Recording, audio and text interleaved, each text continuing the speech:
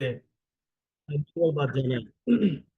সাধারণত আমাদের যে উপাসনার যে ধরনের স্ট্রাকচার অন্য অন্য ধর্মের তুলনায় একটু আলাদা। সেটা এই জন্যে যে খুব কম লোক, খুব কম উপাসক আমরা আহ, এই উপাসনায় শোনা ছাড়া অন্য কাজে আমরা আম, তেমন একটা কন্ট্রিবিউট আমরা করতে পারি না। কিন্তু আজকে আমি ভাবছিলাম যে কিভাবে সকলকে অন্তত একটু আম, সংযুক্ত করা যায়। আমি সকলকে একটু অনুরোধ করব, আপনারা যদি চ্যাট বক্সে একটা বিষয়, মাত্র একটি, আমাদের বর্তমান সময়ে যে সমস্যাগুলি আমরা দেখছি আমাদের ব্যক্তি জীবনে, মণ্ডলিক জীবনে অথবা রাষ্ট্রীয় জীবনে, যদি একটা করে সমস্যা আপনারা চ্যাট বক্সে যদি লেখেন, তাহলে মাত্র 30 মিনিট, 30 সেকেন্ড সময়, একটা, সবাই আমাদের 23টার মতো আইডিয়া আছে, সবাই একটা সমস্যা, যে কোনো সমস্যা, এবং 1 থেকে 3 শব্দের বেশি হবে না, খুব সংক্ষেপে লিখতে হতে পারে, হ্যাঁ, চিকিৎসা, হ্যাঁ, অসুস্থতা, এইরকম আপনারা যদি লেখেন, আমরা একটু দেখি যে আমরা কি মনে করি। হুম, কি আছে আমরা একটু দেখি। কিছু সবাই, হ্যাঁ, যদি আপনারা 2 জন থাকেন এক এক আইডিতে, কিন্তু একটা মাত্র লিখলেই হবে।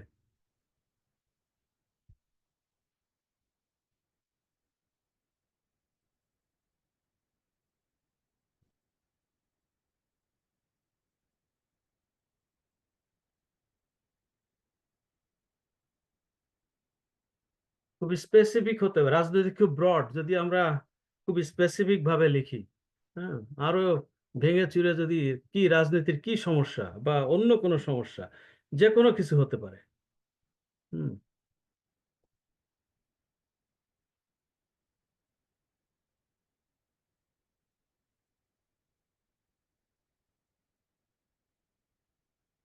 হুম, হুম। আমরা রাজনৈতিক সমস্যা দুইটা দেখলাম, শারীরিক সমস্যা, অত্যাচার, হুম, হুম, মানবতার অবক্ষয়, দ্রব্যমূল্যের দাম বেশি, আহা, হিংসাত্মক রাজনীতি, ওকে।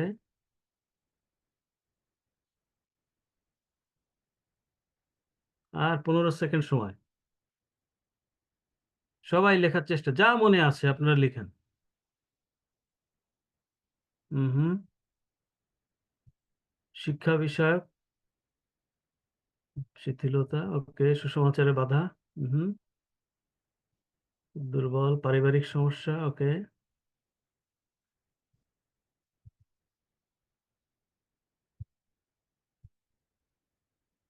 হুম,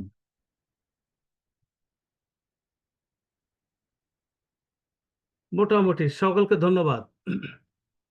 আমরা যদি এই সমস্যাগুলিকে ক্লাসিফাই করি, বিভিন্ন রকম সমস্যা আমাদের আছে এখানে যেগুলি আমরা দেখলাম, তাহলে আমরা যদি ক্লাসিফাই করি তাহলে দেখা যাবে একটা সমস্যাকে আমরা ফেলতে পারি যে দ্রব্যমূল্য বৃদ্ধি, তার মানে আমাদের অনেকটা দৈনন্দিন জীবনের যে চাহিদা, হ্যাঁ, সেটির একটা বিষয়, তার মানে এটা রিলেটেড টু প্রভিশন।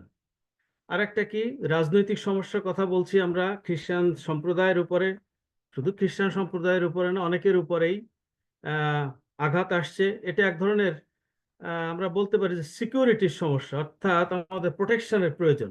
এবং সবকিছু মিলায়ে যদি আমরা যাই, তাহলে আমরা দেখব যে আমাদের পিস বা শান্তির একটা সমস্যা রয়েছে। আমি সকলকে ধন্যবাদ জানাই। অর্থাৎ আমাদের জীবনে যত রকম সমস্যা আছে, সেগুলিকে আমরা কয়েকটা ভাগে ভাগ করতে পারি। একটা হলো প্রভিশন রিলেটেড, একটা হলো প্রোটেকশন রিলেটেড, আর একটা হলো পিস রিলেটেড। অর্থাৎ প্রভিশন, প্রোটেকশন অ্যান্ড পিস। আমি আজকে খুবই খুশি হলাম, এবং আমি দেখছিলাম ঈশ্বরের আত্মা যখন কাজ করে, আমরা যদি কেউ নাও জানি কে কিভাবে কোন অংশে আমরা কাজ করছি, বাইবেলের কোন অংশ আমরা পড়বো, আমার খুব আশ্চর্য লাগছিল প্রথমেই যখন আহ, মালা দিদি তিনি গীত সঙ্গীত 103 পড়ছিলেন, আমরা যখন গান শুনছিলাম, মোর জীবনের পালক, আমার খুব ভালো লাগলো। এবং এই জন্যেই ভালো লাগলো যে আজকে যে অংশটি নিয়ে আমি কথা বলতে চাই অত্যন্ত পরিচিত, এবং আমার মনে হয় যতজন আমরা উপস্থিত রয়েছি, আমাদের সকলেরই এই অংশটা মুখস্থ। এবং আমাদের জীবনে এই যে সমস্যাগুলি, এই যে প্রভিশন, প্রোটেকশন এবং পিস রিলেটেড যে সমস্যাগুলি, এটা এক ধরনের ব্যাধি। এবং আমরা জানি যখনই আমাদের জীবনে কোনো ব্যাধি হয়, তার একটা প্রেসক্রিপশনের দরকার হয়। আর বাইবেলে এর একটা খুব ভালো প্রেসক্রিপশন আছে। আর সেই জায়গাটা নিয়ে আজকে আলোচনা করতে চাই। এবং সেটি হলো গীত সংহিতা 23 অধ্যায়। আমরা আজকে গীত সংহিতা 23 অধ্যায়টাকে আমরা একটু ভেঙে চুরে দেখব যে আসলে এর মধ্যে কি রয়েছে, যেন আমরা গভীরে ঈশ্বরের বাক্য আমরা পড়তে পারি। আমরা যদি বিভিন্ন রকম সমস্যাকে আমরা দেখি, যদি একটু ভেঙে ভেঙে যাই, তাহলে দেখা যাবে পভার্টি রয়েছে, ফুড, মানুষের একটি চাহিদা রয়েছে, দারিদ্রতা রয়েছে। আমরা দেখতে পাই যে মানুষ অ্যাজ রেস্টলেস ফিজিক্যালি এবং সাইকোলজিক্যালি, একটা কেমন যেন অসুস্থ একটা ভাব সমস্ত পৃথিবীতে মানুষের মধ্যে রয়েছে। আরেকটা হলো যে ডিস্যাটিসফ্যাকশন, সবকিছু আছে তারপরেও মানুষের স্যাটিসফ্যাকশন নাই। একটা যেন সে তৃষ্ণা, সবকিছু অর্থ আছে, গাড়ি আছে, বাড়ি আছে, তারপরেও আরো চাই, এই তৃষ্ণা মানুষের মধ্যে রয়েছে। আমরা যদি যাই দেখি যে মানুষের মধ্যে একটা ভয় রয়েছে, ভয় ভীতি কাজ করছে সব সময়, যে এখন আছে একটু পরে কি হবে, কোনো আক্রমণ হবে কিনা। এটি সমস্ত পৃথিবীতে একটা ইনসিকিউরিটি আমরা দেখতে পাচ্ছি। এবং একটা মনে হয় আমরা একটা গাইডলেস, হ্যাঁ, আমাদের যেন আমরা একটা লোনলি, অনেক মানুষের মধ্যে আমরা আছি, তার মধ্যেও মনে হয় আমরা যেন একটা গাইডেন্স নাই, হ্যাঁ, যেন একাকী চলছি, একটা ইনসিকিউরিটির মধ্যে চলছি। এবং এই বিষয়গুলিকে আমরা যদি এক করে বিভক্ত করি, তাহলে যেটি বললাম যে ল্যাক অফ প্রভিশন এবং ল্যাক অফ প্রোটেকশন আমাদের প্রত্যেকের জীবনে এটি রয়েছে। আর এই গীতসংহিতা 23, এটি হলো one of the best prescription. আমাদের এই সমস্যাগুলির রেমেডি বা সলিউশনের জন্য এটা হলো একটা বেস্ট প্রেসক্রিপশন। অনেক সময় এটি মুখস্থ পড়ি, কিন্তু আজকে আমরা এটিকে গভীরে যাওয়ার চেষ্টা করব। যখন করোনা চলছিল, গীত সংহিতা 91 বোধহয় সবচেয়ে বেশি পাঠ করা হয়েছে। 23 গীতকে বলা আছে যে দাউদের সঙ্গীত।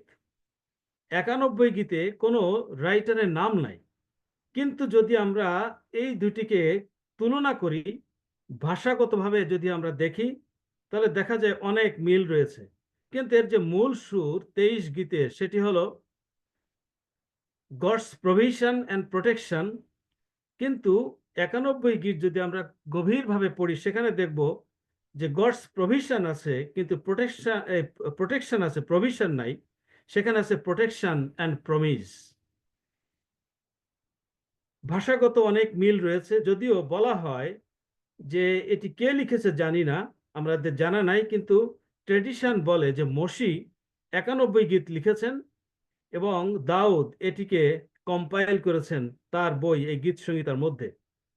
কিন্তু যদি ভাষাগত দিকটা দেখা যায়, এবং যে থিম, প্রভিশন, প্রোটেকশন এবং প্রমিস, এগুলির থেকে বলা যায় হয়তো সরাসরি সাধু দাউদ 91 গীতও তিনি লিখেছেন।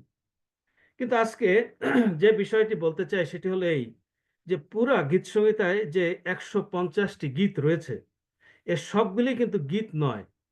কিছু আছে কবিতা, কিছু আছে গীত, আর কিছু আছে আসলে কবিতাকে গানের মতো করে যখন গাওয়া হয়, সেটি গীতিকাব্য হয়ে যায়। দাউদের এই যে 23 যে গীত সঙ্গীত বলা হচ্ছে, এটি আসলে অনেক সময় এটাকে কবিতা আকারেও এটিকে পাঠ করা হয়। গীতিকাব্য বলতে যেটি বোঝায় সেটি হলো, আপনারা জানেন, সবচেয়ে ভালো একটি উদাহরণ সেটি হলো এই যে হেমন্ত মুখোপাধ্যায়, তিনি রানার, হ্যাঁ, একটি গান তিনি রানার চলেছে, আপনারা সবাই সে বিখ্যাত গানটা জানেন। এটি আসলে ছিল একটি কবিতা, পরে উনি এটিকে একটি গানে রূপান্তর করেন। অর্থাৎ যখন কোনো কবিতাকে গান হিসাবে গাওয়া হয়, সেটি গীতিকাব্য হয়ে যায়। আর এই 23 গীত এটি আসলে একটি গীতিকাব্য, এবং এটি সাধু দাউদ লিখেছেন। এবং এখানে যখন আমরা পড়ি সাধু দাউদের জীবন যদি আপনারা পর্যালোচনা করি, তিনি কি ছিলেন? তিনি একজন শেপার্ড ছিলেন। শৈশবে তিনি শেপার্ড, একজন পালক, মেষ পালক। তারপরে কি হলো? তাকে রাজা হিসেবে অভিষেক দেওয়া হলো, এবং এক সময় তিনি সেই শৌল রাজার সেই কোপানলে তিনি পড়লেন। তিনি বিভিন্ন সেই নদ নদী অথবা সেই বন্ধুর যে পাহাড় পর্বত, হ্যাঁ, গুহা, এগুলির মধ্য দিয়ে তিনি চলেছেন এবং তিনি বাঁচার জন্যে, হ্যাঁ, সে মৃত্যু ছায়ার উপত্যকা দিয়ে তিনি গেছেন এবং শেষে তিনি একজন রাজা। এই যে কম্বিনেশন তার জীবনে, একজন মেষপালক, একজন রাজা, একজন পলাতক ব্যক্তি যার জীবন নিয়ে মৃত্যু আশঙ্কা রয়েছে, এই ধরনের এবং ঈশ্বরের সঙ্গে তার যোগাযোগ, এই ধরনের একটা ব্যক্তি যখন তিনি তার জীবনের এই অভিজ্ঞতা তিনি বর্ণনা করেছেন, সেটি এই কবিতার মধ্যে, এই গানের মধ্যে প্রকাশ পেয়েছে। আজকে যেগুলো বলছিলাম যে মোর জীবনের পালক, হ্যাঁ, সুন্দর গান গাচ্ছিলেন মা এবং মেয়ে, আমি ধন্যবাদ দেই যে মোর জীবনের পালক। আজকে আমরা দেখি যে কবিতা যখন কোনো কবি লেখেন অথবা কোনো গান যখন কোনো গীতিকার লেখেন, তখন তিনি অনেক মেটাফরিক কিছু ওয়ার্ড তিনি ইউজ করেন। মেটাফোর বলতে বোঝায়, যেমন বলেন একটা কিন্তু বুঝান আর একটা। যেমন যিশু অনেক সময় তিনি মেটাফরিক অনেক কিছু ব্যবহার করেছেন, যে আমি বুনলাম গম, হ্যাঁ, হলো শ্যামা ঘাস, হ্যাঁ, অথবা স্বর্গ রাজ্যকে অনেক কিছুর সঙ্গে তিনি তুলনা করেছেন। এটা মেটাফরিক, এবং এখানেও অনেক কিছু মেটাফরিক আমরা দেখতে পাবো।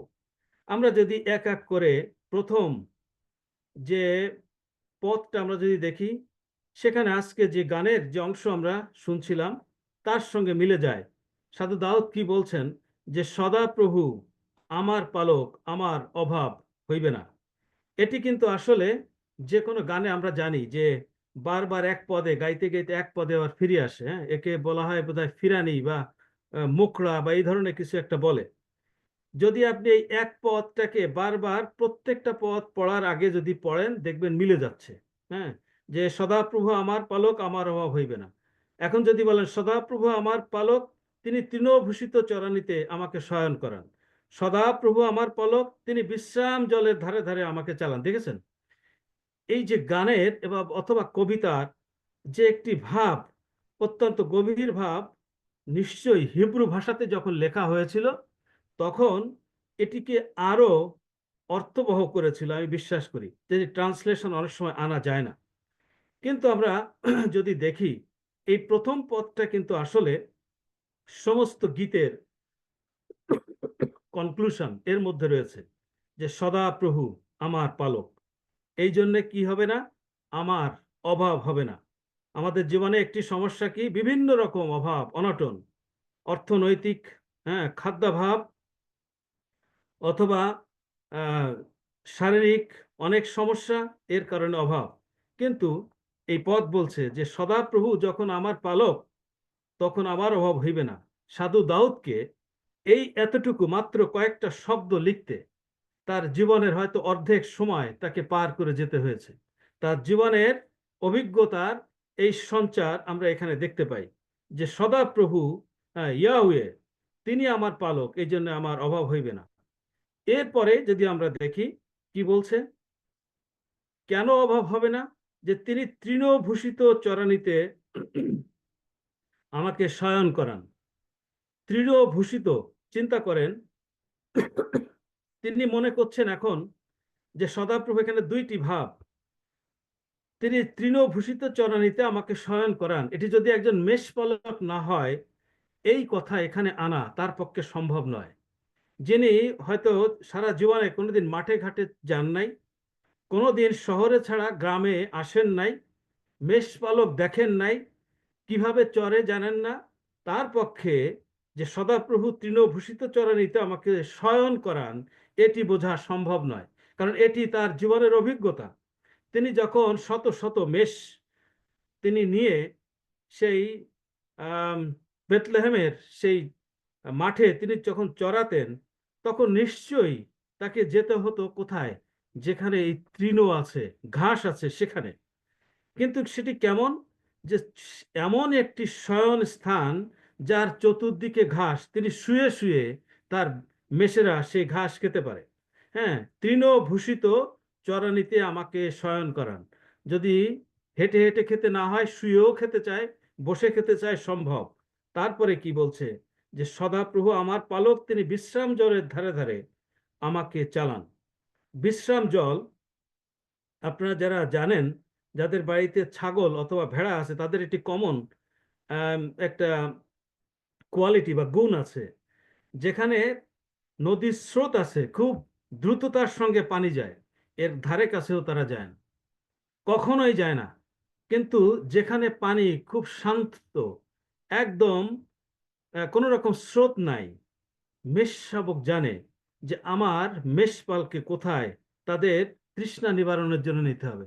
শান্ত সৌম্য একটি জলস্রোত, তার কাছে জলাধার, বিশ্রাম জল, সেই স্রোত না, কিন্তু যেখানে জল বিশ্রাম করছে সেখানে তাকে নিয়ে যেতে হবে। অর্থাৎ একজন মেষপালক, তিনি জানেন যে তার মেষকে কোথায় নিতে হবে, কোথায় সে সহজে তার খাদ্য পাবে, কোথায় সে তার তৃষ্ণার সময় জল খেতে পারে।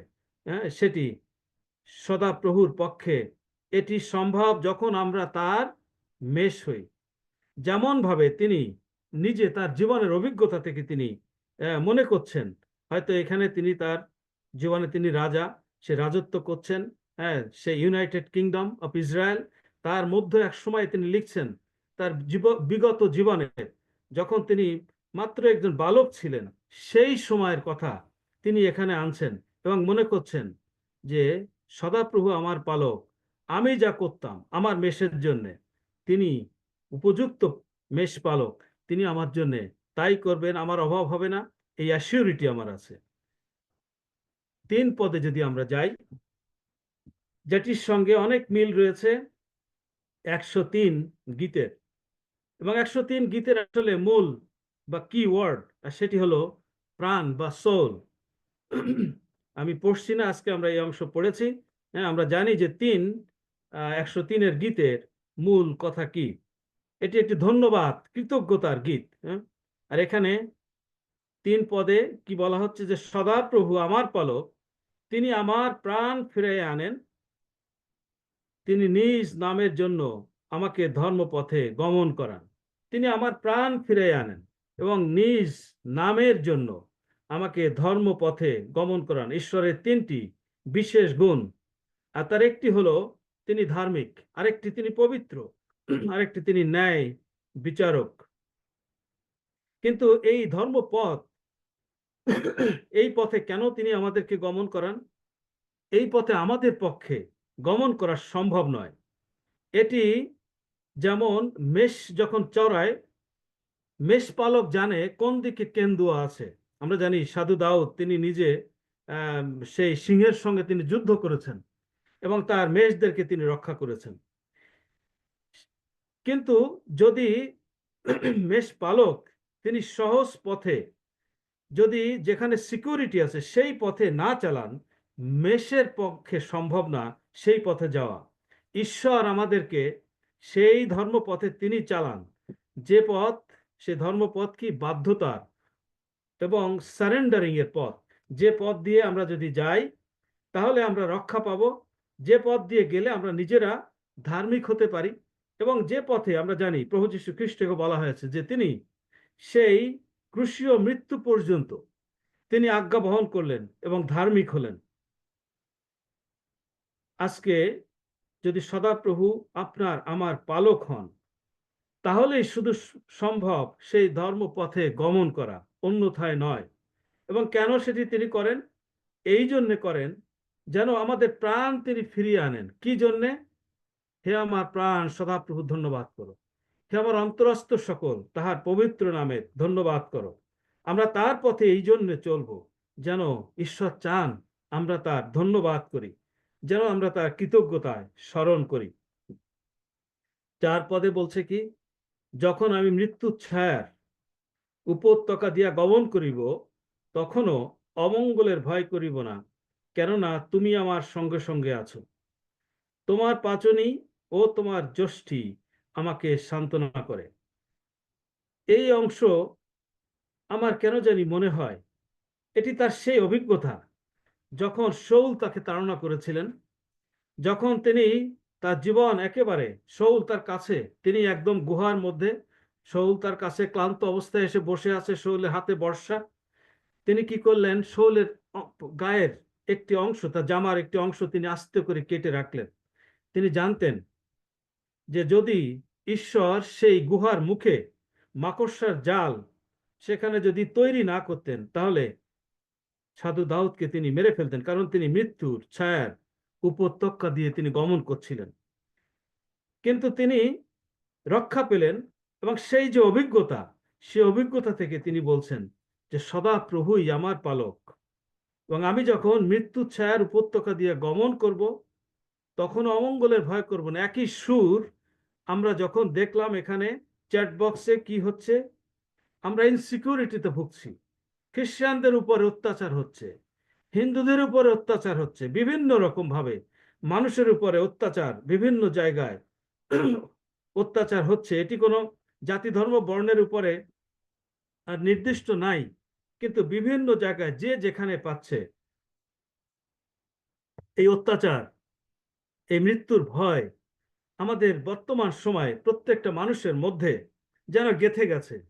আর এর থেকে উত্তরণের একটি মাত্র উপায়, আর তা হলো এই বারবার ফিরে আসা, সেই কথা বলা, সাধু দাউদের অভিজ্ঞতা আমাদের জীবনে নেওয়া, যে সদা প্রভু আমার পালক।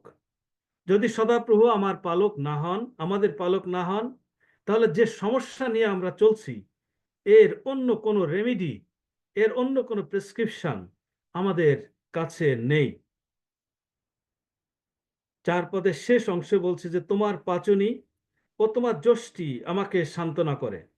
পাচনি এবং যষ্টি, এটি বাংলায় বোঝা একটু কঠিন, অনেক সময় আমাদের ইংরেজি শব্দে যেতে হয়। পাচনি এবং যষ্টি দুইটা সম্পূর্ণ দুই জিনিস। পাচনি হলো, এটাকে বলা হয় সেপচার, অর্থাৎ এটা রাজদণ্ড।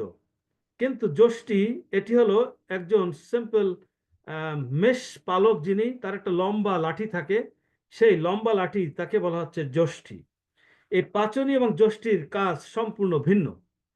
এই যে পাচনি, আমরা যদি দেখি এই পাচনির কথা, এই পাচনির কথা আমরা দেখব কয়েকটি জায়গায়। আমি মাত্র 2টি জায়গা আপনাদের বলছি। গণনা পুস্তক তার 24 অধ্যায়, গণনা পুস্তক তার 24 অধ্যায় যদি আমরা 17 পদের শেষ অংশ দেখি, সেখানে বিলিয়ম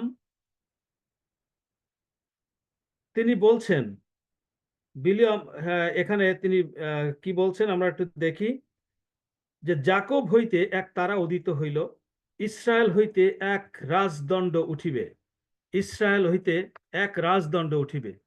এই রাজদণ্ড আমরা জানি প্রভু যীশু খ্রিস্টের কথা এখানে বলা হয়েছে। এবং আমরা যদি দেখি সেই প্রকাশিত বাক্য 19 অধ্যায়, সেখানেও একই কথা বলা আছে, যে তার উরু দেশে একটি নাম লেখা আছে, তা হলো কি, রাজাদের রাজা, প্রভুদের প্রভু। আর এই যে রাজদণ্ড, আরো কি বলা আছে, তিনি লৌহ দণ্ড দ্বারা সমস্ত পৃথিবীকে তিনি শাসন করবেন। অর্থাৎ আবার যদি আমরা যাই সেই ইস্টারের সেই গল্প, ইস্টার একটি রিস্ক তিনি নিলেন, যে তিনি রাজার কাছে যাবেন, যদিও রাজার কাছ থেকে পূর্ব কোনো সে অনুমতি নেওয়া হয়নি। মহেশ্বরাস রাজা অত্যন্ত প্রতাপশালী রাজা, তিনি তার জাতির জন্যে তিনি সিদ্ধান্ত নিলেন যে তিনি রাজার কাছে যাবেন। যদি রাজা তার রাজদণ্ড এগিয়ে না দিত, তাহলে ইস্টের রানীর হয়তো সেদিন আর বেঁচে থাকার সম্ভাবনা ছিল না, অথবা অন্ধ কারাগারে তাকে মরতে হতো। কিন্তু রাজা রাজদণ্ডের এতটাই গুরুত্ব বহন করে যে রাজদণ্ড তিনি এগিয়ে দিলেন, সম্মতি দিলেন, এবং তিনি বেঁচে গেলেন। অর্থাৎ রাজদণ্ড, এই রাজদণ্ড কার? তোমার পাচনে, ঈশ্বরের সেই রাজদণ্ড। যখন ঈশ্বরের রাজদণ্ড আপনার এবং আমার দিকে সেটি এগিয়ে দেওয়া হয়, আপনার এবং আমার দিকে সেটিকে তাক করানো হয়, তখন আমাদের জীবনে সবকিছুই পজিটিভ, সবকিছুই আমাদের জীবনে আর কোনো মৃত্যুর ভয় নেই, আমাদের জীবনে এত অভাব নাই, তাড়না নাই, কোনো কিছুই থাকতে পারে না। কারণ তিনি রাজাদের রাজা।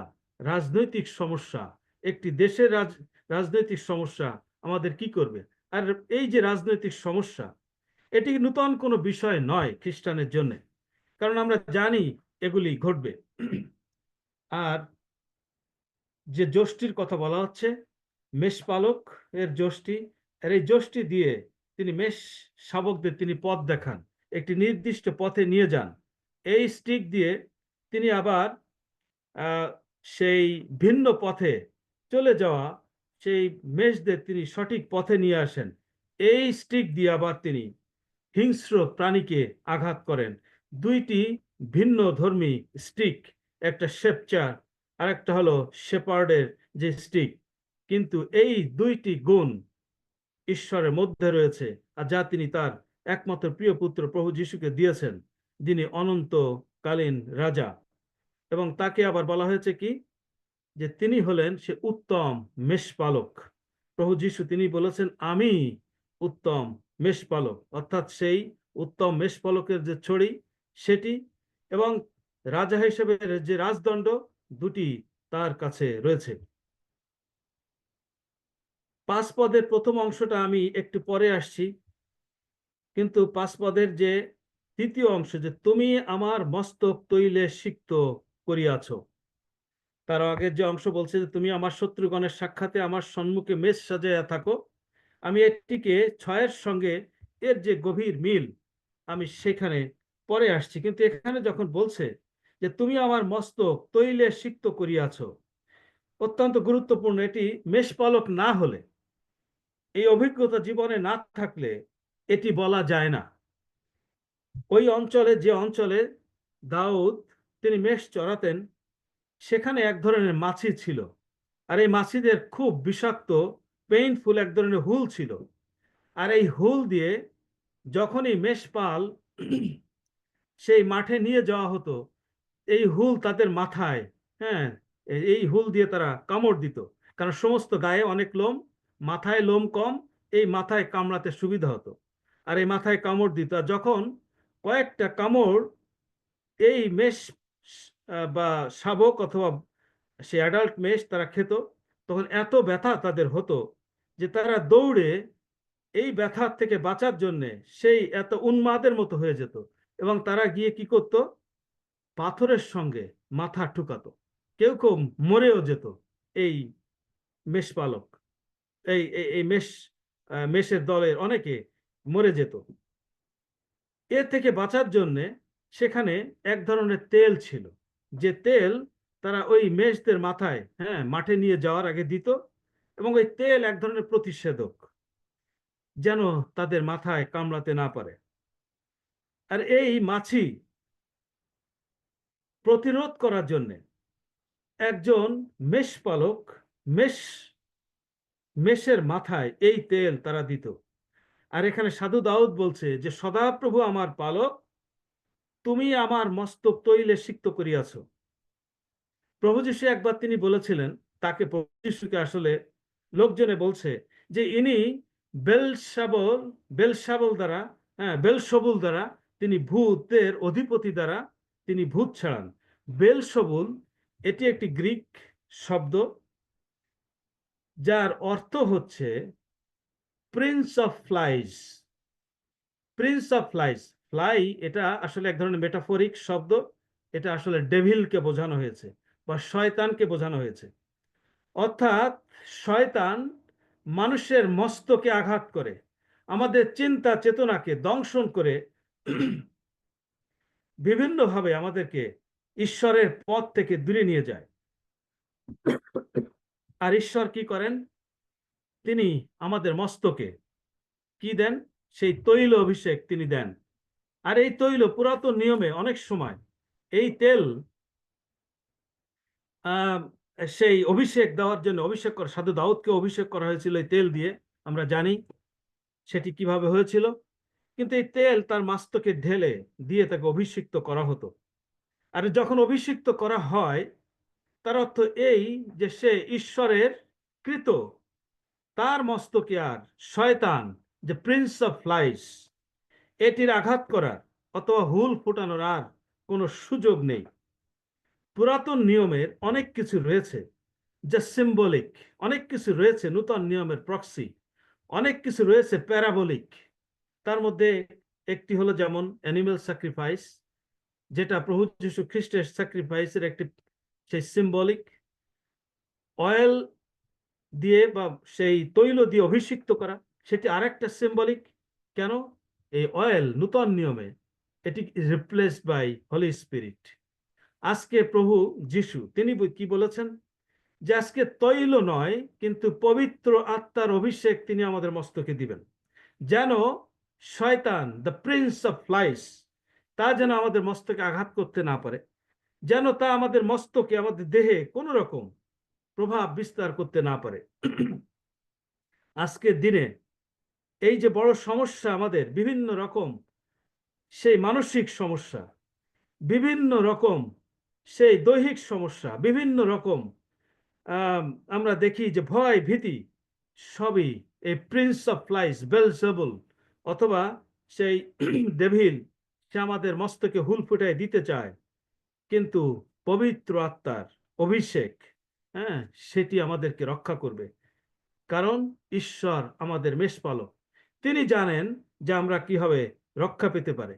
তিনি জানেন আমাদের মস্তকে কে হুল ফুটায়, তিনি জানেন কে আমাদেরকে ভিন্ন পথে প্রবাহিত করে। সাধু দাউদ, আমি যখন পড়ি এই অংশটি আর দেখছিলাম যে তুমি আমার মস্তক তৈলে সিক্ত করিয়াছ, আমরা যদি বলি তুমি আমার মস্তক পবিত্র আত্মা দিয়ে সিক্ত করেছ, এবং সেই অনুভূতি, সে নিশ্চয়তা যদি থাকে, তাহলে অল দ্য প্রবলেমস, আমরা আজকে বলেছি, আমাদের মনে রাখতে হবে, we have provision from god, we have protection from god, we have peace. আমাদের জীবনে প্রভিশন, প্রোটেকশন এবং পিস, এগুলি কোনো অবস্থায় আমাদের জীবন থেকে যেতে পারে না। 5 পদের প্রথম অংশ যেটি, তার সঙ্গে 6-এর একটি মিল রয়েছে। তুমি আমার শত্রুগণের সাক্ষাতে আমার সম্মুখে মেষ সাজায়া থাকো। তারপর আমি 6 পদ পড়ছি, কেবল মঙ্গল ও দয়াই আমার জীবনের সমুদয় দিন আমার অনুচর হইবে। ইহুদি সমাজে, কালচারে, এই যে ডাইনিং টেবিল, এটি হলো তাদের কালচারালি, তাদের যে বলা যায় এক ধরনের যে সহভাগিতা, সেটি কিন্তু তাদের এই ডাইনিং টেবিলে হতো। এবং অবশ্যই শুক্রবারে তো হতোই, তাছাড়া সাথে দিনের যে কোনো একটি সময় তারা সবাই পারিবারিকভাবে এই ডাইনিং টেবিলে তারা আসার চেষ্টা করত, কারণ এটি তাদের কালচার। আজকে কি আছে আমি জানি না, কিন্তু পৌরাণিকভাবে এটি ছিল। কিন্তু আজকে এই ডাইনিং টেবিলের চতুর্দিকে যদি আমরা কল্পনা করি, সাধু দাউদ কি বলছেন?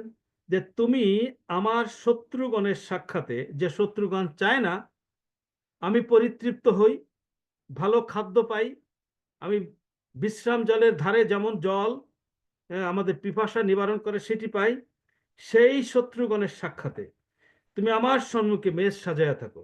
আর কি করে থাকো? কেবল দয়া এবং মঙ্গলই আমার জীবনের সমুদায় দিন আমার অনুচর হইবে।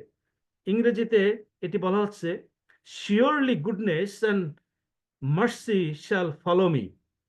এখানে অনুচর ইংরেজিতে বলা হচ্ছে ফলো, কিন্তু আমরা যদি একটু গভীরভাবে দেখি, এই ফলো শব্দটা খুবই প্যাসিভ, আমি হেঁটে যাচ্ছি, আমার পিছনে একজন হেঁটে যাচ্ছে, এই রকম বিষয় নয়। এই ফলো এটি যদি আমরা গীত সংহিতা 143 গীত দেখি, তাহলে আমরা খুব ভালো বুঝতে পারবো। 143-এ এখানে বলছে, আমি পড়ছি 143-এর 3 পদ, সেখানে লেখা রয়েছে, এই ফলো না দিয়ে শত্রুর কথা যখন আসে, শত্রু সাধারণভাবে কাউকে ফলো করে না, হ্যাঁ, কিন্তু শত্রু যেটি করে সেটি হলো এই 143-এর 3 পদ, শত্রু আমার প্রাণকে তাড়না করিয়াছে। এক্স্যাক্টলি এই তাড়না শব্দের হিব্রু যে ওয়ার্ড, সেটি হল রাডাফ। এবং আমরা জানি এই গীত সংহিতা এটি হিব্রু ভাষায় লেখা হয়েছিল। এটি যখন গ্রিকে আসে সেপ্টুয়াজিন্ট হয়, তারপরে ইংরেজিতে চলে আসে।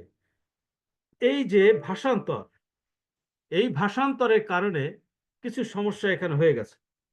এখানে বেসিক্যালি যে শব্দটা ব্যবহার করা হয়েছে রাডাফ, তার অর্থ ফলো আপ নয়, ফলো করা নয়। রাডাফ শব্দের অর্থ পার্সু, এবং পার্সুর যে কতকগুলি আরো প্রতিশব্দ থাকে, আমরা জানি যে হিব্রুতেও এরকম আছে। হিব্রু প্যারালালিজম বলতে একটা বিষয় রয়েছে, যেমন একটি শব্দের বিভিন্ন রকম অর্থ হয়। যেমন বাংলায় আমরা বলতে পারি যে আমার বাড়ি, অর্থাৎ আমার গাড়ি বাড়ি এটা। আবার যদি আমি বলি আমি তাকে বাঁশ দিয়ে বাড়ি মারলাম, সেটাও বাড়ি। অর্থাৎ একটা হলো আঘাত করা, আর একটা হলো আমার ঘর বাড়ি। হিব্রু, এখন যদি কেউ এই দুইটার, হ্যাঁ, যে সে খুব ভালো কাজ করে আমি তাকে একটি বাড়ি উপহার দিলাম, সেইটা না বলে যদি হঠাৎ করে আমি এইটি বুঝে নেই যে সে খুব ভালো কাজ করে, এই জন্য আমি তাকে বাঁশ দিয়ে একটি বাড়ি দিলাম, তাহলে ব্যাপারটা কেমন হয়ে গেল না? এইরকম কিছু বিষয় আছে এখানে। ফলো এইটা নয়, এখানে যেটি আসছে এই অনুচর নয়, আসলে কি, যে এখানে শত্রু যা চায় যে সে আমাকে ক্যাপচার করবে, সে আমাকে ডিফিট করবে। রাডাপ শব্দের অর্থ তাই, পার্সু, হ্যাঁ, ক্যাপচার অথবা ডিফিট করা অথবা ওভারটেক করা। এখানে কি বলছে যে শত্রু যা চায় তা নয়, কিন্তু দয়া, মঙ্গল এবং দয়াই হবে আমার জীবনের সমুদয় দিন, হ্যাঁ, যা শত্রুর আমার উপরে কোনো কর্তৃত্ব করতে পারবে না। কিন্তু আমার উপরে কর্তৃত্ব করবে কে? রাডাফ। কে করবে সেটি? ঈশ্বরের মঙ্গল এবং তার দয়া। শেষে বলছে আমি সদাপ্রভুর গৃহে চিরদিন বসতি করিব। এই যে বসতি করিব, এটা হলো ডুয়াল, ইংরেজিতে বসছে, কিন্তু এটি ডুয়াল শব্দের অর্থ ইয়েসাব। কিন্তু আসলে যে কথা এখানে প্রকৃতপক্ষে ব্যবহার করা হয়েছে সেটি ইয়েসাব নয়, সেটি শুভ। এই শুভ কথাটা ডুয়েল নয়। এই একই কথা আমরা যদি হিব্রু শব্দে যাই, তাহলে আদি পুস্তক এই শব্দ ব্যবহার করেছিল 28 অধ্যায়ে, আদি পুস্তক 28 অধ্যায়ে জাকব এই শব্দ ব্যবহার করেছিল। এখানে জাকব বলছে আহ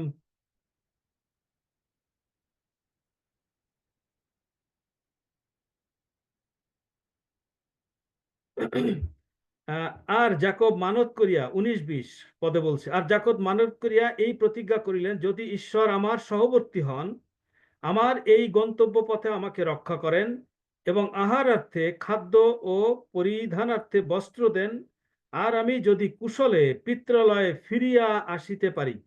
ফিরিয়া আসা, রিটার্ন, রিটার্ন, বারবার ফিরে আসা, যেটা হলো সুপ, নট ইয়েসুপ, হ্যাঁ, ইয়েসুপ। যেন আমরা ঈশ্বরের গৃহে, তার গৃহে, তার, হ্যাঁ, বারবার তার গৃহে আমরা ফিরে আসি। আমাদের জীবনে অনেক রকম সমস্যা আমরা জানি রয়েছে, কিন্তু তার সবচেয়ে ভালো প্রেসক্রিপশন এটি। আর এটি তখনই সফল হবে কখন? যদি সদাপ্রভু আমার পালক হন। এই অধ্যায়টি একবার এক জায়গায়, আমরা জানি না, কবিতা অনেক সময় করা হয়, যে কম্পিটিশন হয়, হ্যাঁ, কবিতা, কি বলে এটাকে, কবিতা পাঠ করা। তো এটি পাঠ করার সময় একজন খুব ভালো তো কবিতা পাঠ করেন এবং খুব নাম করা, হ্যাঁ, ভালো কবিতা তিনি পাঠ করতে পারেন, আর সবাই খুব করতালি দিল, খুবই করতালি দিল। তিনি কবিতা পাঠ করে নেমে আসলেন। এরপরে আরেকজন ব্যক্তি উঠলেন, তিনি কোনোদিন কবিতা পাঠ করেন নাই, কিন্তু তিনি যখন এই অংশ পাঠ করছিলেন, সামনে অডিয়েন্স যারা ছিল তারা সবাই চোখের জলে কাঁদছিল, কেন এমন অনুভূতি দিয়ে তিনি পাঠ করছিলেন। আর পরে অনেকে বলছে যেটি কিভাবে সম্ভব, কেন লোকজনে কাঁদছে, কেন মানুষজন কাঁদলো? আর যিনি কবিতা পাঠ করছিলেন, প্রথমে যিনি এক্সপার্ট, আর তিনি উঠে আসলেন। উঠে এসে তিনি যেটি বললেন যে আমি এই সাম বা এই গীত সঙ্গীতটুকু সম্পর্কে জানি, কিন্তু উনি যার কবিতা পাঠ শুনে সকলে কাঁদছিল, তিনি জানেন শেপার্ডকে, অর্থাৎ তিনি এই কবিতার, অর্থাৎ প্রকৃত যিনি মেষপালক, উনি তাকে জানেন, কিন্তু আমি জানি এর ওয়ার্ডগুলিকে। আজকে ঈশ্বরকে আমাদের জানা দরকার, যে তিনি আমাদের মেষপালক এবং আমাদের জীবনে যত রকম সমস্যা, এই সমস্যা থেকে তিনি আমাদের মুক্ত করতে পারেন, এবং তিনি চান যেন আমাদের মস্তকে পবিত্র আত্মার সে অভিষেক হয়। কিন্তু একটি কথা মনে রাখতে হবে, পবিত্র আত্মার অভিষেক পাওয়া আর পবিত্র আত্মার গুণ পাওয়া, হ্যাঁ, এটি এক কথা নয়। আমাদের আজ পবিত্র আত্মার কিছু গুণ, হ্যাঁ, যেমন ভাববাণী বলা অথবা অন্যের জন্য প্রার্থনা করে সুস্থতার দান পাওয়া, এগুলিও প্রয়োজন। এবং এগুলি ঈশ্বর তার শক্তি, তিনি মানুষকে দিতে চান, শুধু আমাদের নিতে হবে, আকাঙ্ক্ষী হতে হবে। তো নিশ্চয়ই সদাপ্রভু আমাদের পালক, এটি আপনারা যখন পড়েন বারবার সদাপ্রভু আমার পালক প্রত্যেকটা পদের আগে আগে পড়ে দেখবেন। আমি দেখছিলাম এটি মিলিয়ে যে অত্যন্ত মিলে যায়। এবং এই গান কত গভীর গান, যদি হিব্রু ভাষায় এই গান গাওয়া যাইতো বা জানা যাইতো বা বোঝা যাইতো, তো বোঝা যেত এর কাব্যিক গুণ কত বেশি। সদাপ্রভু আপনার আমার সকলের পালক, নিশ্চয়ই তিনি আমাদের সমস্ত সমস্যা থেকে আমাদের মুক্ত করবেন। ঈশ্বর আপন বাক্যে তিনি আশীর্বাদ যুক্ত হন। আমেন।